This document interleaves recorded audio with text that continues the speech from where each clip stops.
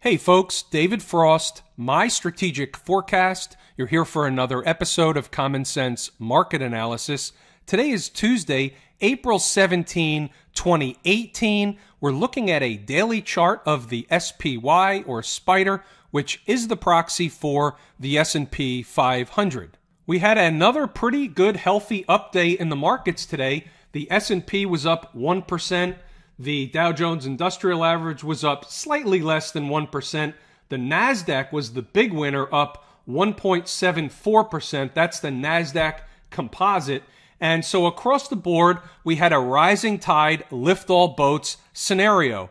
Before I get into the charts and into the detail of under the hood of the markets, I just want to make mention of, again, I want to thank everybody for participating in the comments underneath the video. I think it's a lot of fun. It's helpful across the board. If you guys are asking questions and I answer the questions, everybody gets an opportunity to see the question and answers, and therefore, hopefully it's helpful across the board. So I really enjoy the interaction. Keep the comments coming. Keep the likes coming. It really does help out. And share the videos if you think that there's somebody that you know that can benefit from this information. It's really like a pay it forward scenario. I put the time in to do these videos. I do them to the best of my ability, and it helps me out when you comment, share, and like the videos. So I appreciate everyone's participation. So here we are with another update in the market. And where did we go today? We went to an area that we've previously discussed.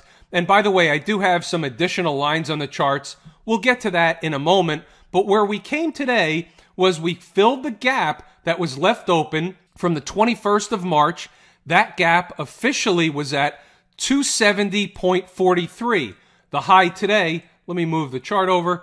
The high today was 270.87. We backed off, closed below that gap fill area. Remember what we discuss a lot. When a chart has a resistance area or a support level on the chart, and the easiest thing for price to do in order to get through a specific resistance level or support area is to gap above it. So you see what happened yesterday. We came into the 50-period moving average. We hadn't visited the 50-period moving average in quite some time. So you would think that it would be a good level of resistance. Yesterday, we didn't quite touch it, but we came close.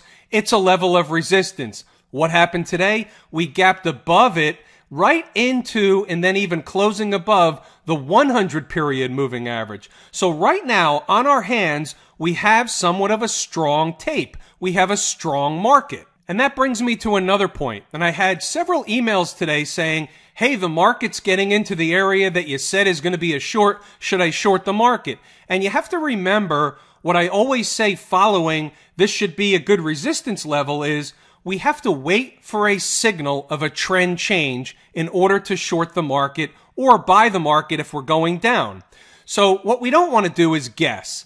And we could have guessed that the market was going to turn down any one of these days, and we would have been wrong, and we would have been holding a short position on the way up while everybody else is having fun. We don't want to be the guy at the other side of the crap table at the don't pass line hoping everybody craps out. What we want to do is we want to take high percentage or high probability trades, whether it's on the long or the short side. So right now, let me ask you this question. Is the high probability trade right now to be long the market or to be short the market? And the answer is the high probability trade right now is to be neither. We have to be neutral right now because after a rally like we've just had off these lows, okay, now this was down at 254, 255. Here we are at 270. This isn't the time to be buying the market, okay? We don't want to buy the market after a run like this. It's also close to maybe being short the market, but it's not yet the time to be short the market. Why?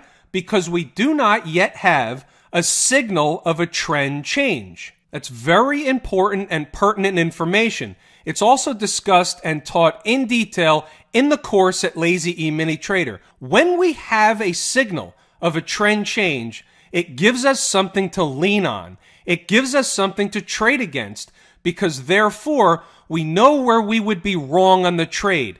If we have a signal of a trend change, It enables us to take a short position in a case like this. And if in fact the market continues higher, we know where we're wrong, and by the way, we're wrong small and fast. That's how we avoid big losses in the market. One of the biggest challenges that day traders, new traders, traders in general make is they don't necessarily lose small and fast because they don't necessarily know where they're wrong.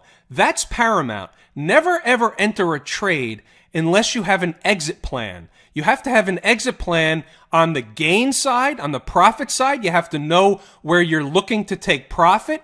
You also have to have an exit plan knowing where you're wrong if you're wrong on the trade. We're never going to win 100% of the time. Therefore, you have to know where you're wrong so that we can minimize keeping our losses to a minimum. That's how we make money in the market, by keeping our capital and taking advantage of trades where we're right and letting our winners run. So while I say we have to have a profit target, we don't just have to have one profit target. And this is also taught in my courses. It's a very good strategy to have multiple profit targets. We want to take some profit along the way, but at the same time, we want to be able to let our winners run. That's how we make money. That's how we make the most gain in the markets, by letting our winners run. One of the most common mistakes that traders make is they're too quick to take profits, and their losses end up being larger than their profitable trades. Think about that. That's certainly not a winning strategy. And I know there's plenty of you out there that's happened to. And by the way, I'm no stranger to making mistakes, right? I've been doing this a long time. I've made the mistakes along the way. The fortunate part for me is I was able to learn from my mistakes. That's how we become successful traders. You have to learn from your mistakes. I no longer let a trade go against me that turns into a big loser. I never trade any longer on hopium. We're hoping the trade comes back in our favor. If I'm wrong small and fast. That's the program. So back to the spider here. So we're probably getting close, and you'll see two additional lines on the chart. 271.25. I think the market has a pretty reasonable chance to get there tomorrow. Potentially the futures can do it overnight. The corresponding level in the futures is about 27.18 in the S&P E-mini futures contract, 27.17, 27.18, 19. In that ballpark is where I think the futures are headed. They may do that overnight. They may not do it in the morning. If it's not done tomorrow, we won't get to the 271.25 in the spider. That's the middle level here. But what we're looking for is the signal of a trend change. And whether we get it from an intraday basis on the hourly chart, or we have to wait till a daily close, either way, that's the safest way to enable ourselves to take a short position in the market. On the outside, if we should continue higher, and keep in mind, this is options expiration week, so you have to really expect the unexpected. Each and every day in the market, there's a certain level of expect the unexpected, but certainly during options expiration week. And I'll make mention of this. There's been a lot of people that are expecting the market to go back down.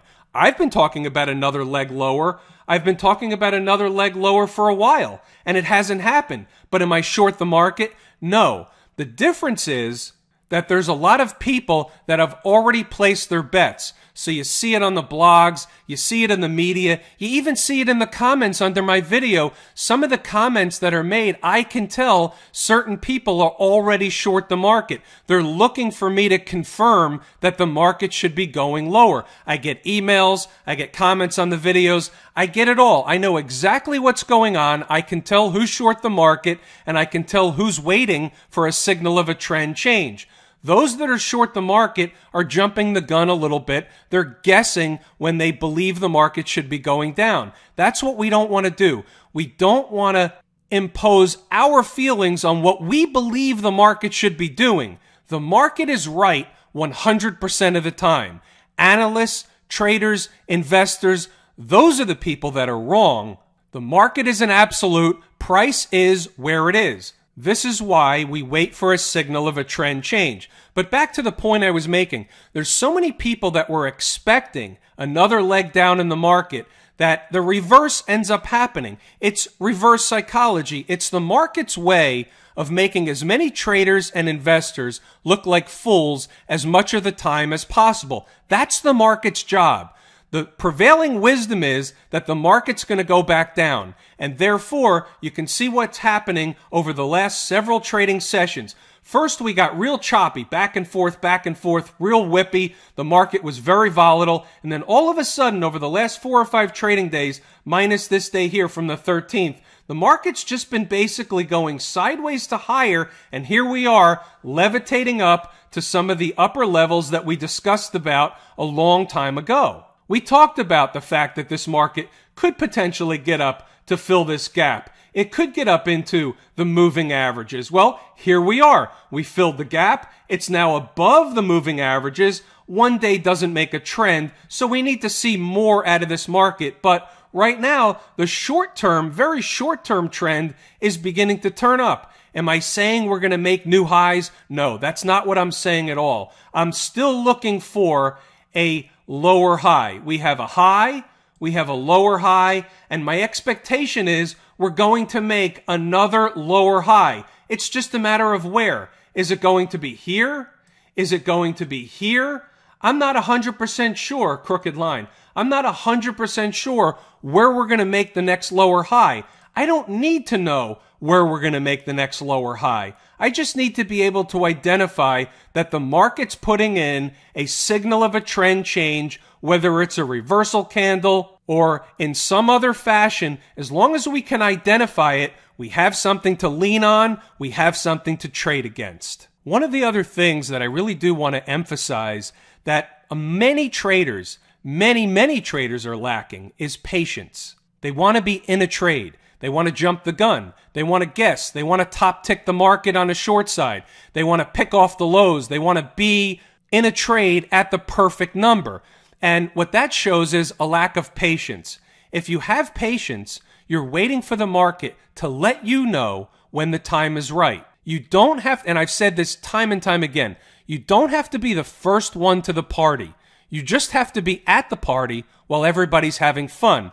I don't have to top tick the market if I'm looking to trade on the short side. It's not that important. There'll be plenty of meat on the bone to profit from the trade. My objective is to be on the correct side of the trade, know where I'm wrong, and be as close to risk as possible. So if I'm wrong, I'm always going to be wrong small and fast. Those are my trading objectives. Hopefully, some of you can take something away from those because they've proven to be valuable over a long period of time. The IWM, the Russell 2000, up 1.2% today. Certainly leading the market on the upside. Now, the Spider was up over 1%.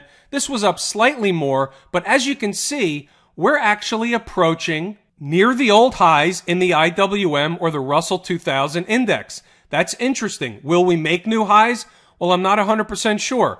I'm pretty sure we won't make new highs in the S&P, but in the IWM, I think it's a possibility. It's not really that important. I don't have a dog in the fight. I'm not long or short the IWM. I use it as a proxy. It is my favorite market leading indicator. I think it's very interesting that now we're back above this long-term trend line that comes over from the monthly chart all the way back from 2011. I've been talking about this trend line for years. It will only be important at the end of the month. At the end of April, whether we close above or below this line will be somewhat telling.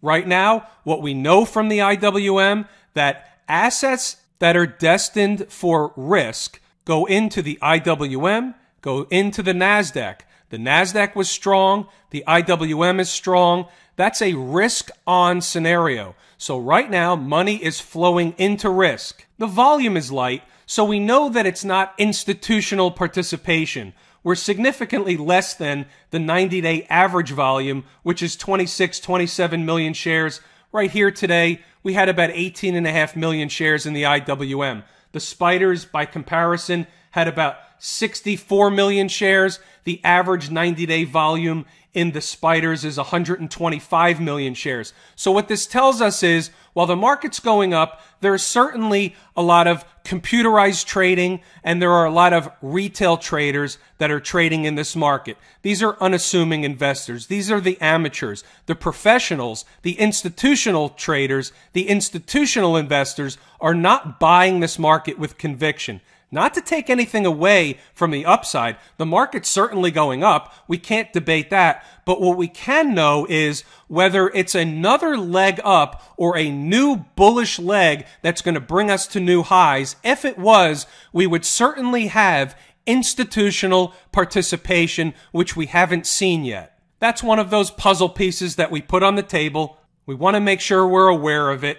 Right here, right now, the market's going up. But we know that the big money isn't necessarily behind it. That's unlikely to drive us to new all-time highs. The VIX. We'll talk about the VIX again because it's doing exactly what we discussed the other day. Last week, we were talking about a bullish pattern on the VIX. This is something that's easily identified in the course at Lazy E-mini Trader. But the other thing that's also easily identified and something that we have to know is what happens when these patterns fail? It's very important to be able to recognize when a pattern is failing and what the result of that failing pattern is. Now we're seeing the result. The same energy that would normally be released on the upside out of a bullish pattern is now released on the downside in the other direction. That's what we're seeing in the VIX. A bearish pattern, if that fails, the energy that would normally be released on the downside is then released on the upside. The market is built up of energy. It releases energy in one direction or another. The market trades in cycles. Volatility trades in cycles. That's a whole nother video for a whole nother time. However, in this particular case, you can see the VIX is doing exactly what we anticipated if the bullish pattern were to fail. We've already come into and are now below the 100 period moving average. The next major area of support will be down here. That happens to coincide, this pivot low happens to coincide with the 200 period moving average down around 1320, 1325 in that neighborhood. Where would the perfect buy area for the VIX be? Which would likely mean a turnaround in the stock market. Well, if the market continues to levitate higher and the VIX continues to go lower, and this is a little bit of a distance away from where we are now, but if the VIX got to about 11.5, I think that's your stone cold buy in the VIX. So there's your horizontal line, 11.5. If we should get down there, and I'm not saying we will, I'm not sure that's exactly likely right now, but if we did, that's a stone cold buy in the VIX. But you should get a pretty fair amount of support at this pivot low that comes from the 9th of March, which also coincides with the 200 period moving average. That may be all the downside the VIX has in mind, but if, just by chance, we got down to 11.5, that's a stone cold buy with both hands. Here are the transports. Quite an interesting move in the transports, and I think this is somewhat telling. Nothing that we have to worry about immediately, but I think this is a potential canary in the coal mine. The transports have been a canary in the coal mine. When the stock market topped out, we called the canary in the coal mine in the transports long before that, and here we are today with an interesting scenario. So everything's up today except the transports. So the transports were slightly down.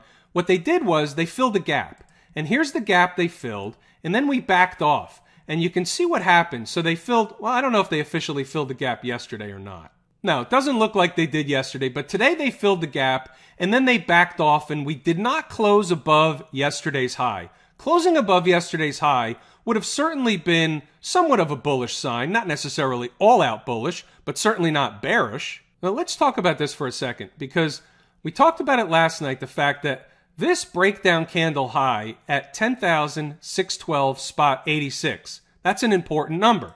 We close above that. It certainly has somewhat of a bullish bias to the transports. Yesterday we closed at 10,610.18.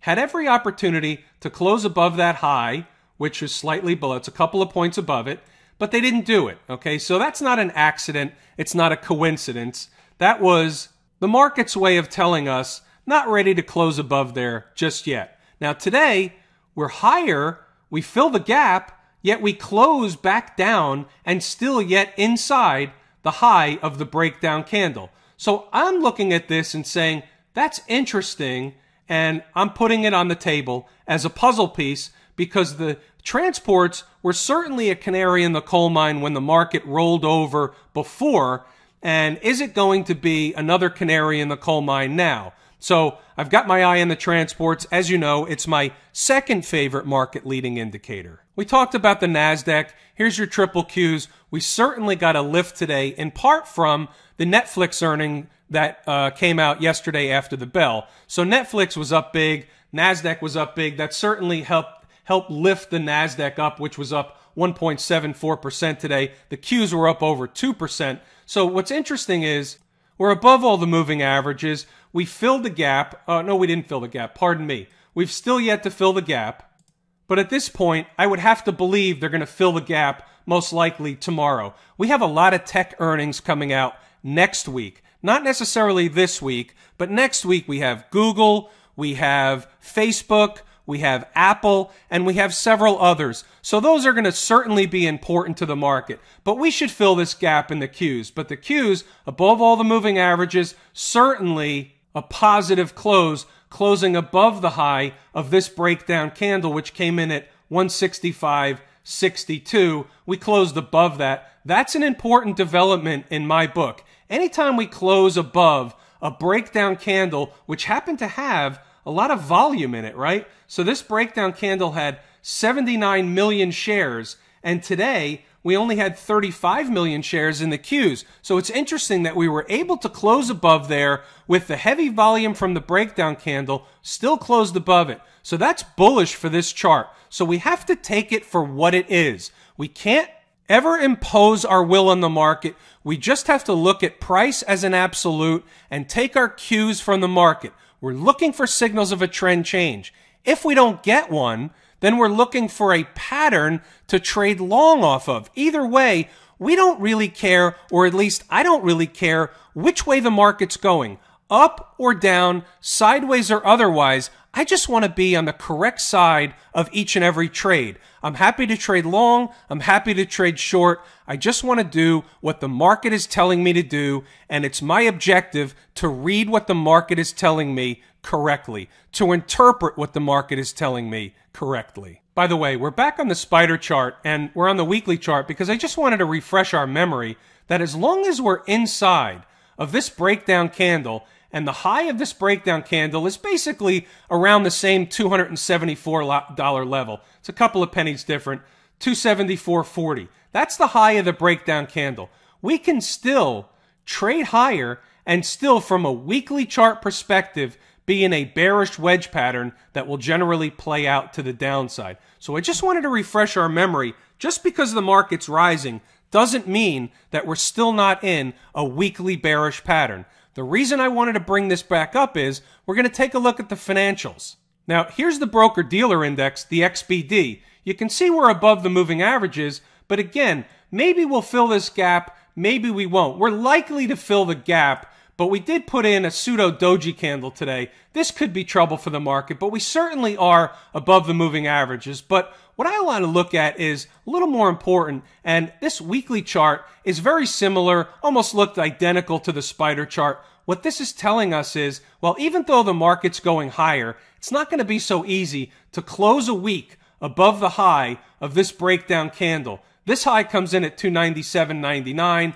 It's not that far away. We could still go higher in the XBD, but until and unless we close above on a Friday afternoon, a weekly close, above the high of this breakdown candle, this is still a bearish pattern and the probabilities are saying this will still play out to the downside. That's the way these patterns usually play out.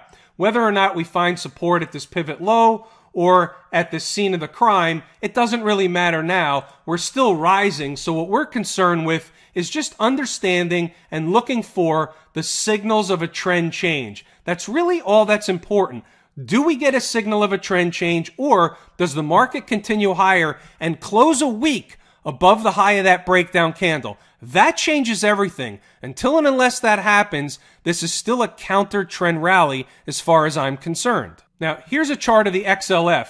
I haven't shown the XLF in a few videos, so I'll show it tonight. I got in a little trouble last night for not showing the XLF. I got kind of scolded by one of the viewers for not showing the XLF because it certainly is weaker than the XBD, and that's fine, but all in all, it's essentially the same thing. On the daily chart, certainly weaker. Weekly chart, certainly weaker. You can see where we're below the 50 and 100 period moving averages. And case in point, and we talked about this on Friday when it happened, JP Morgan reported earnings, the stock had a reversal. Wells Fargo, struggling. Citigroup reported earnings last Friday, had a reversal. Goldman Sachs today, look at this. Goldman Sachs today, struggling, down $4, 1.5%, when the overall market was up and the broker-dealer index was up almost 1%. So there's something going on with the financials that's not lost on me. I'm completely and fully aware of it. And by the way, when we take a look at the weekly chart, you can see here that even though the same pattern is prevailing, the XLF actually is certainly the weaker index than the XBD. So same thing applies until and unless we can get above the high of this breakdown candle on a weekly close, then this is still prone for another leg down. And certainly the financials can be and probably are another canary in the coal mine. They're telling us there's another leg lower coming out of somewhere. It's just a matter of where and when. The gold market, this is the weekly chart. Let me flip back over to the daily chart. As you can see, nothing going on, going back and forth, back and forth. In fact, since we've been talking about the GLD the last couple of nights, let's see what we have. And you can see here that we're just going sideways after we put in this big long tail candle in the GLD. So I'm interested in shorting the GLD if we climb up about halfway up the tail candle. Until and unless that happens, I'm not going to do anything with the GLD. We're above all the moving averages, which is generally a positive sign and bullish, where we have this tail candle to contend with. So right now, I'm just going to stay neutral, the GLD. I'm not bullish. I'm not bearish. Getting below the moving averages would certainly turn me bearish, and it would get me into a short trade because I'm close to risk, and I know where I would be wrong if we climbed up about halfway up the tail candle. 128.60, 128.65, something in that neighborhood is where I would entertain a short position in GLD. Until unless that happens, just leaving it alone. And in crude oil, you can see nothing has changed. We did have somewhat of a decline today in crude oil, then a recovery. Again, we're just working off an overbought condition, eating time off the clock, letting home base or the 20-period moving average come up to price as price comes back down to check in at home base. So nothing has changed. The stance hasn't changed. Likely higher prices coming in crude oil. This is bullish. No two ways about it. And with that, folks, it's everything I wanted to and intended to discuss tonight. So I will give it a wrap here. I'm David Frost, my strategic forecast. Thanks for tuning in for another episode of Common Sense Market Analysis.